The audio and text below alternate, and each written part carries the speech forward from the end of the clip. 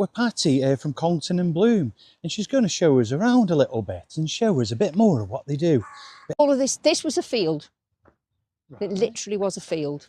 And so when we put the hedgerow in, I put the 10 fruit trees around the outside.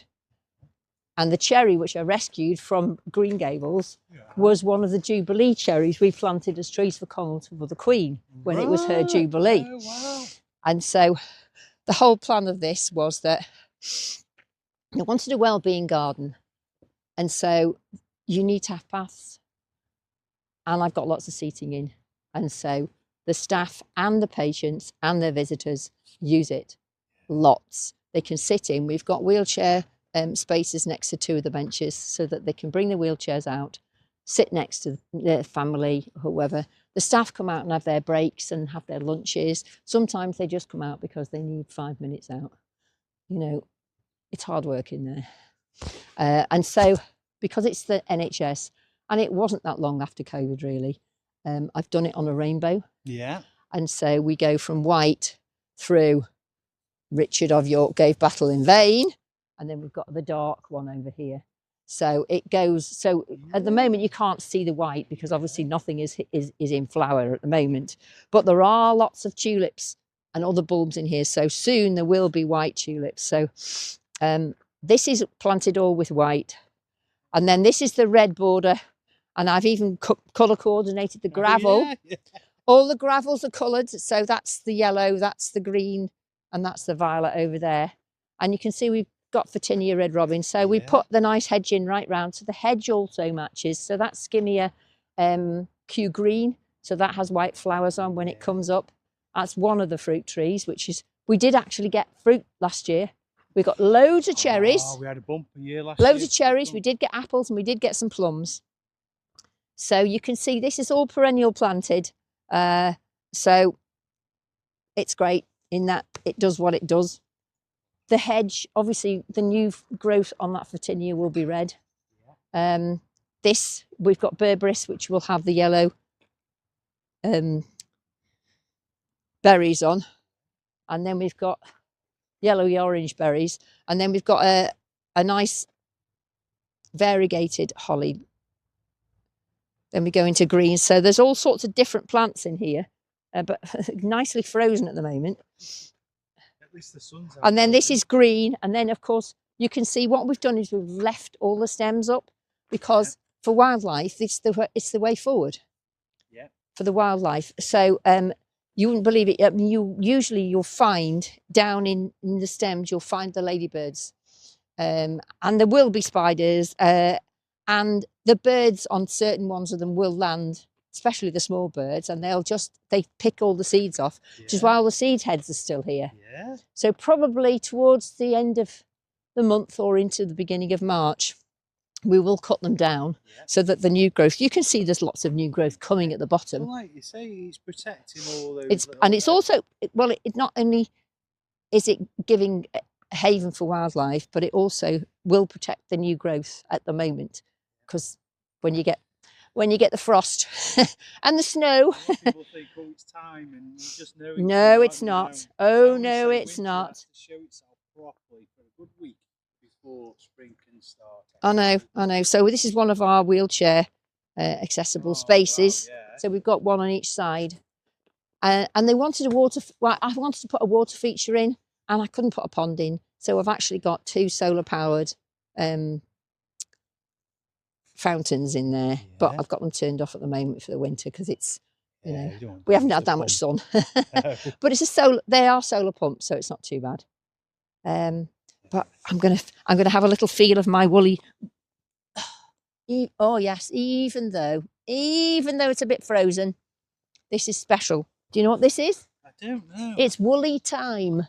Woolly thyme. Woolly thyme. Now that's the frozen bit, but this is, and it did get covered with flowers. Yeah.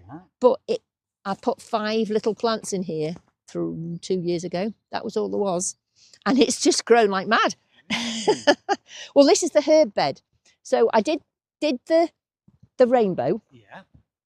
And then I thought, right, I've got 3 more beds I can do what I like with. So we've got the herb bed here, which has got, so it's got a oregano, thyme, sages. There's salad burnet. We've got curry plant.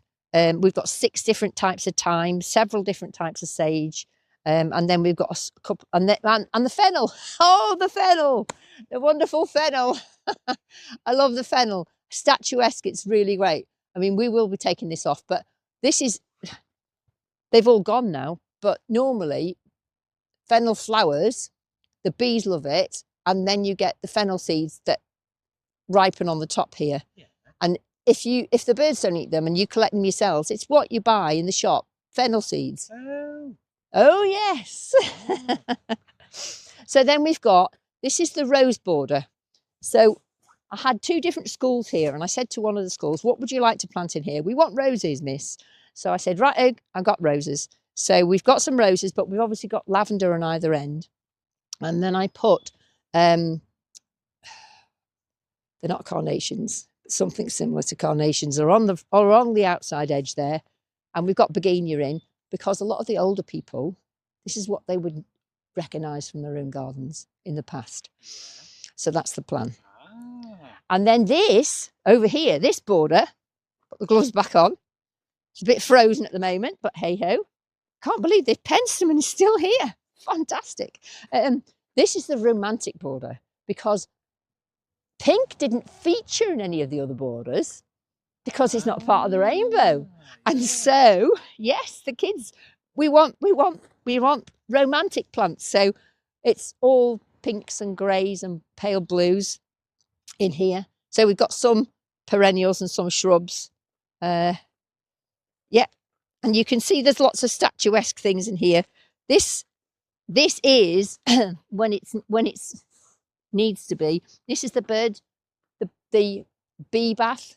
Yes. Well, it's not bee, it's a bee water thing. Yeah. But at the moment, obviously, it's not great because it's a bit cold and there are no bees out yet. So we're all right. But once it gets to the right temperature, that gets filled up with rainwater, and then the bees can land in it and have a drink. And so the birds will probably do so as well. And then this one in the middle, because we've got our water features and some stones. So this is like a mini riverbank, and the 2 borders at the side are full of blue. So we've got geranium roseanne, which is full of blue. I can't remember what the other things are now, but that's mostly what it is in the summer. So it comes up. And then this is the cherry tree, the millennium cherry tree, the queen. I need to do a little bit of pruning on that inside, but it had so many cherries on it, it was ridiculous. In fact, they collected them and made cherry pie. Did they? Yeah. Oh, last year, I just can't believe little apple tree, and they were laden with the fruit. It was unbelievable. And then the year before, not a single acorn. Hey ho. So you'll see that we've planted a new hedge. So there's the old hawthorn hedge is there, probably about, I don't know, 10 metres or so. Yeah. And then all the way along there, we've put a new hedgerow. Oh, well, so there's all the way along, so it encircles the garden. Yeah. So when that thickens up and grows well, that'll be great. And we have put probably half a dozen small rowan and hazel trees in, because it will just, when they get going, it will give us a bit of privacy from the houses. Yeah. So there you go. It's all well thought out. This is brilliant. And really last year we got a special award called the Bee's Knees Award from DEFRA. Yeah. One of only 23 in the country. What? Yes, I had to go to Kew Gardens to get Did you? for this garden. Wow. So anything you want to know about bees? What you need to put in for gardening? So there's a little bit of information. Yeah, I should take a picture of that. It is. It's fantastic, isn't it? I'm glad we've come on dated like today. Yesterday was so... Well, it wasn't as bad as the forecast. No, it wasn't. It wasn't. But it did look guaranteed, that forecast said. And it didn't. It wasn't. But at least, like I say, we're out in the sunshine. Yeah. So this border is... it's got lots of heuchera. It's got pittosporum in. It's got that hedge of pittosporum in there. But it's Tom Thumb, so it's not going to get too big. Yeah. And then we've got a juga in here as well. And there's lots of dark tulips in here. You can just see they're starting to come up. Yes. Yeah. Wow. Yeah, it's all well thought, all well thought. And then is this left as, are you going to leave this like as a that's like grass. A no-mow, like a meadow? Okay, so the other bit we've got, I hadn't stopped, So this bit, so that I had this border cut out, so we managed to get streetscape to come down, and they stripped out some grass turf for me, and then the kids sowed seeds and planted wildflowers. So this is a wildflower border, but it's a bit mad. Oh, But I'm hoping to get a streetscape back up to make it wider. Yeah. This year, so I'll need to get them up probably during March to whip the grass off, and then we can throw more. Get the schools to come down and plant. Oh, look at the cherry! Oh my God, it's already flowering. Oh, that must have come this morning. Oh my God, this is mad. Oh, isn't that gorgeous? This must be a winter flowering one. It's too early. It's too early. Yeah, that's fantastic. I'll have to get a little picture against the blue sky.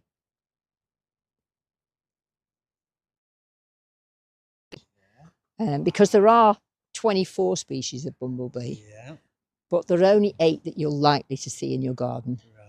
Right. Some of them are very specialised, and so they might live in the sand dunes down in Dungeness, or they might be up in the Maher in the top of Scotland. And there are, they're very specialised, and there aren't very many colonies of some of them. But these ones you will generally see. Wow. And so that's why. But you think a bumblebee is a bumblebee, but look, these ones have all got different patterns on. So you've got red-tailed one here. Yeah. You've got the ginger one here. You've got the tree bumblebee, which is a big one. And then you've got Leucorum and terrestris, which are very difficult to tell apart because they're very similar in the field, especially the females, which is what you normally see. You only see the males, the princes, in the middle of summer, because they're coming to mate. But the rest of the time, it's all females. So there we go. Wow. But there's lots of plants. There's lots of plants for bees here. Everything is here for bees.